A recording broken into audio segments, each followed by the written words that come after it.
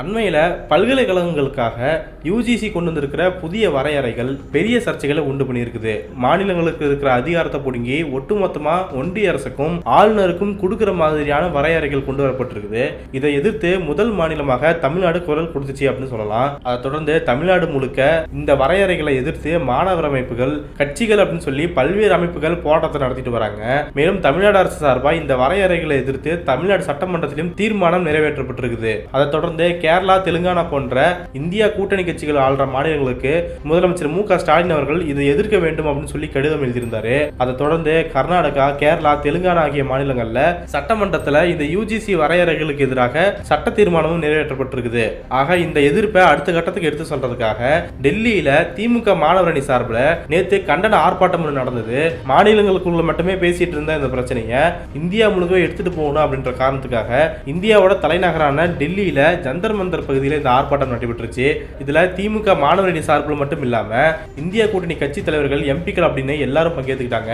நாடாளுமன்ற எதிர்க்கட்சி தலைவரான ராகுல் காந்தி, சமாஜ்வாதி கட்சியோட தலைவரான அகிலேஷ் யாதவ் அவர்கள், திமுக ராஜ்யசபா உறுப்பினர் திருச்சி சிவா, எம்பி கனிமொழி அவர்கள், ஆர் ராசா அவர்கள், விசிக தலைவர் எம்பி தொல் திருமாவளவன் அவர்கள் அப்படின்னு பல்வேறு தலைவர்கள் கலந்துக்கிட்டாங்க. முக்கியமா இந்த யூஜிசி பிரச்சனையை பத்தி வடநாட்டில் பேசுறதே கிடையாது அப்படின்னு பேச்சு வந்துட்டு இருக்கும்போது இந்த போராட்டத்தில் ராகுல் காந்தி அவர்களும் அகிலேஷ் யாதவ் அவர்களும் கலந்துகிட்டது அப்படிங்கிறது ரொம்ப முக்கியமா பார்க்கப்பட்டுச்சு. ஆக இந்த ஆர்ப்பாட்டத்தில் கலந்துகிட்ட எல்லா தலைவர்களும் ஒருமித்த கருத்துல பேசினாங்க அப்படின்னு சொல்லலாம். இந்த புதிய விதிமுறைகளை எதிர்த்து பல்வேறு விமர்சனங்களை முன் வச்சிருந்தாங்க. எனவே இந்த போராட்டத்தில் கலந்துகிட்ட தலைவர்கள் பேசிய முக்கியமான விஷயங்களை பத்தி இந்த வீடியோல பார்க்கலாம். முதல்ல என்ன சொல்றாங்கன்னா, இந்த விதிமுறைகள் சமூக நீதிக்கும், மக்களுக்கும், மாணவர்களுக்கும், ஆசிரியர்களுக்கும், மாநில சுயாட்சிக்கும் கூட்டாட்சிக்குமே முற்றிலும் எதிரானவை அப்படின்னு சொல்லியிருக்கிறாங்க. இந்த விதிமுறைகள் மூலமா ஆர்எஸ்எஸ் அமைப்பு நம்ம நாட்டுடைய கல்வியையும் பல்கலைக்கழகங்களையும் கைப்பற்ற பார்க்குது அப்படின்னு சொல்லியிருக்கிறாங்க. வெறும் பல்கலைக்கழகம் மட்டும் இல்லைங்க, பல்கலைக்கழகங்களுக்கு கீழே பல்வேறு கல்லூரிகள் உறுப்பு கல்லூரியா செயல்படும். ஆக அதனுடைய தாக்கம் கல்லூரி வரைக்குமே இருக்குது அப்படிங்கிறத நாம் பார்க்கக்கூடிய விஷயமா இருக்குது. அடுத்து தமிழ்நாட்டு சார்பா பேசணுங்க என்ன சொல்லியிருந்தாங்கன்னா, இது தமிழ்நாட்டுக்கான பிரச்சனை மட்டும் கிடையாது, ஒட்டுமொத்த இந்திய மக்களோட பிரச்சனை அப்படின்னு சொல்லியிருந்தாங்க. மாநிலங்கள் இயற்றிய சட்டங்களை யூஜிசியால எப்படி மாற்ற முடியும், யார் அவங்களுக்கு இந்த அதிகாரத்தை கொடுத்தது அப்படின்ற கேள்வியை முன் வச்சிருந்தாங்க. இந்த புதிய யூஜிசி விதிமுறைகளை தமிழ்நாடு அரசு தான் முதல் முறையா எதிர்க்குது அப்படின்னும் போது அங்க ஒரு நேரட்டிவ் செட் செய்யப்பட்டது. ஒன்றிய அரசு எது கொண்டு வந்தாலுமே தமிழ்நாடு அரசு இப்படியேதாங்க பிரச்சனை பண்றாங்க, உங்களுக்கு வேற வேலையே கிடையாது, பாருங்க கல்வியை முன்னேற்றத்துக்காக நாங்க புதிய விதிமுறைகள்லாம் கொண்டு வரோம், ஆனா வளர்ச்சி சார்ந்து ஒன்றிய அரசு எது சொன்னாலுமே தமிழ்நாடு அரசு எதிர்த்துக்கிட்டே இருக்கிறாங்க அப்படிங்கிற கருத்து தீவிரமா பரப்பப்பட்டு ஏதோ இந்த யூஜிசி விதிமுறைக்கும் ஒன்றிய அரசுக்கும் தமிழ்நாட்டு மட்டும் எதிரியா இருக்குது அப்படிங்கிற மாதிரியான ஒரு சித்தரிப்பை கிரியேட் பண்ணாங்க.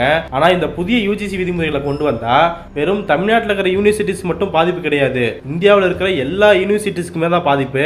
அதை தான் தமிழ்நாட்டு பிரதிநிதிகள் உணர்த்திட்டு இருக்காங்க அப்படின்னு சொல்லலாம். ஆக நாங்க மட்டும் எதிர்க்க வேண்டிய தேவை இல்லைங்க, இந்தியா முழுக்க எதிர்க்க வேண்டிய தேவை இருக்குது அப்படின்னு சொல்லியிருக்காங்க. அடுத்து மாநில இயற்றிய சட்டங்களை எப்படி யூஜிசியால மாற்ற முடியும் அப்படின்னு கேட்டிருக்கிறாங்க இல்லையா, அதை பத்தி பார்க்கும்போது இப்போ தமிழ்நாட்டை உதாரணமா எடுத்துக்கிட்டோம்னா, தமிழ்நாட்டில் இருக்கிற ஒவ்வொரு பல்கலைக்கழகத்துக்கும் ஒவ்வொரு சட்டம் இயற்றி தான் அந்த பல்கலைக்கழகம் உருவாக்கப்படும். மாநில அரசு இயற்றிய அந்த சட்ட வரைமுறைக்கு உட்பட்டு தான் அந்த பல்கலைக்கழகங்களே நடக்கும். ஆக மாநில அரசு சட்டம் இயற்றி, நிலம் ஒதுக்கி, கட்டணம் கட்டி, சம்பளம் போறது அப்படின்னு எல்லாமே மாநில அரசு செஞ்சிட்டு இருக்கும் போது புதுசா இவங்க விதியை கொண்டு வந்து கவர்னர் தாங்க இந்த பல்கலைக்கழகங்களை நிர்வகிப்பாங்க, அவரு சொல்ற ஆள் தான் துணைவேந்தரா நியமிக்கப்படுவாரு அப்படின்னு சொல்றதெல்லாம் எந்த விதத்துல நியாயம் அப்படிங்கிற கேள்வியை தான் எழுப்பியிருக்கிறாங்க. அடுத்து கல்வியை வியாபாரமாக்க பார்க்கிறார்கள் அப்படின்னு சொல்றாங்க. இது ரொம்ப முக்கியமானது. துணைவேந்தரை தேர்ந்தெடுக்கக்கூடிய தேடுதல் குழுவிலையும் துணைவேந்தர் பதவியிலையும் யார் வேணாலும் எந்த பின்புலத்தை கொண்டவர் வேணாலும் இருக்கலாம் அப்படின்னு சொல்லியிருக்கிறாங்க. அவரு படிச்சிருக்கணும்னு அவசியம் கிடையாது, தொழிலதிபராக இருக்கலாம், வியாபாரம் பண்றவராக இருக்கலாம், புகழ் பெற்றவராக இருக்கலாம், கிரிக்கெட் வீரராக கூட இருக்கலாம், இப்படி பிரபலமான யார் வேணாலும் அங்க உள்ள வந்து உட்காரலாம் அப்படின்னும் போதும் அவங்க தேர்ந்தெடுக்கிற நபர் யாரா இருப்பாங்க, அவங்க ஒரு கார்பரேட் சார்ந்து செயல்பட்டாங்கன்னா அவங்க எந்த மாதிரியான ஒரு திட்டத்தை யூனிவர்சிட்டிஸ்குள்ள திணிப்பாங்க அப்படிங்கறது எல்லாமே மிகப்பெரிய ஆபத்தா மாறி இருக்குது. ஆக இதைத்தான் தடுக்க வேண்டும் அப்படின்னு சொல்லி அந்த போராட்டத்தில் வலியுறுத்தி இருக்கிறாங்க. அடுத்து பின்தங்கிய மக்களை கல்வியிலிருந்து ஒழிக்கக்கூடிய வேலை தான் இது அப்படின்னு சொல்றாங்க. இது இந்தியாவோட பன்முகத்தன்மையை சீரழிக்கும் செயல்னு சொல்லியிருக்கிறாங்க. ஐஐடி மெட்ராஸ், ஐஐஎம் போன்ற ஒன்றிய அரசு நிர்வகிக்கிற கல்வி நிறுவனங்கள்ல பேராசிரியர்கள் எண்ணிக்கை, மாணவர்களோட எண்ணிக்கையை பார்க்கும்போது அங்க சமூக நீதி எவ்வளவு சீர்கிட்டு போயிருக்குது அப்படிங்கிறது தெரியும். ஆக அதே நடைமுறையை தான் இங்க பல்கலைக்கழகங்களே அமல்படுத்த பாக்குறாங்க. ஆக ஒன்றிய அரசு சொல்லக்கூடிய ஆட்கள், கவர்னர் சொல்லக்கூடிய ஆட்கள்லாம் யூனிவர்சிட்டிஸ்குள்ள உட்கார்ந்தாங்கன்னா அவங்களுடைய நடவடிக்கைகள் எப்படி எப்படி இருக்கும், அவங்க நியமனம் பண்ற ஆசிரியர்கள் எப்படி இருப்பாங்க, மாணவர்களுடைய அட்மிஷன் எப்படி இருக்கும் அப்படிங்கறதெல்லாம் நமக்கே தெரிஞ்ச விஷயம் தான். அடுத்து துணைவேந்தர்கள் யாராக வேண்டுமானாலும் இருக்கலாம் என்பது அவங்களுக்கும் கல்விக்கு என்ன சம்பந்தம் அப்படின்னு கேட்டிருக்கிறாங்க.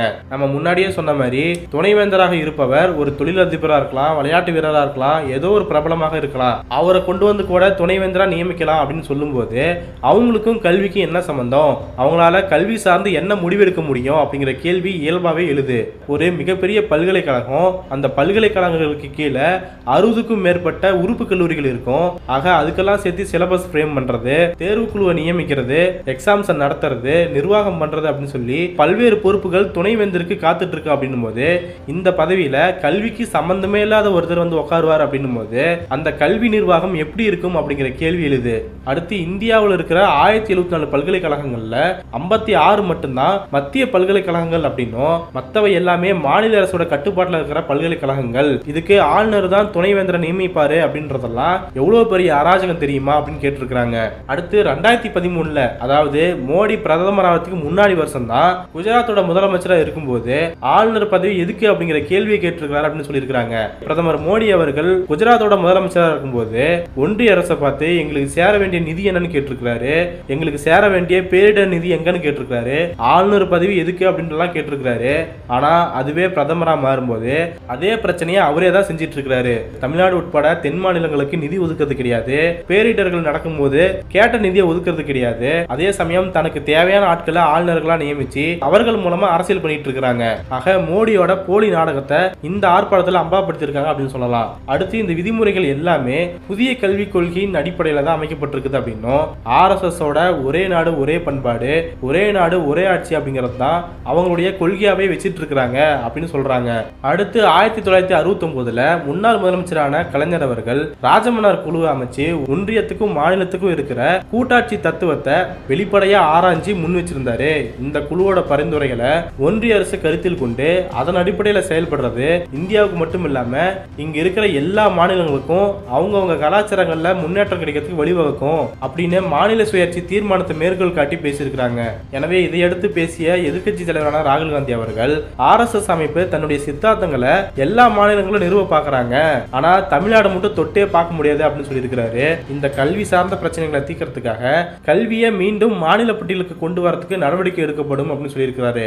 ஆக ஒட்டுமொத்தமா பார்க்கும்போது பல்வேறு விஷயங்களை முன் வச்சு இந்த போராட்டமானது டெல்லியில மட்டுமே நின்றக்கூடாது, ஒவ்வொரு மாநிலத்திலும் பரவ வேண்டும் அப்படிங்கிறது தான் அவங்களுடைய ஒற்றை கோரிக்கையா இருக்குது. இந்தியா முழுக்க இதுக்கு எதிராக போராட வேண்டிய அவசியம் மக்களுக்கு இருக்கிறதா சொல்லியிருக்கிறாங்க. பாஜக மற்றும் RSS போன்ற அமைப்புகள் தொடர்ந்து இந்திய மக்களோட உரிமைகளை சிதைக்கிறாங்க.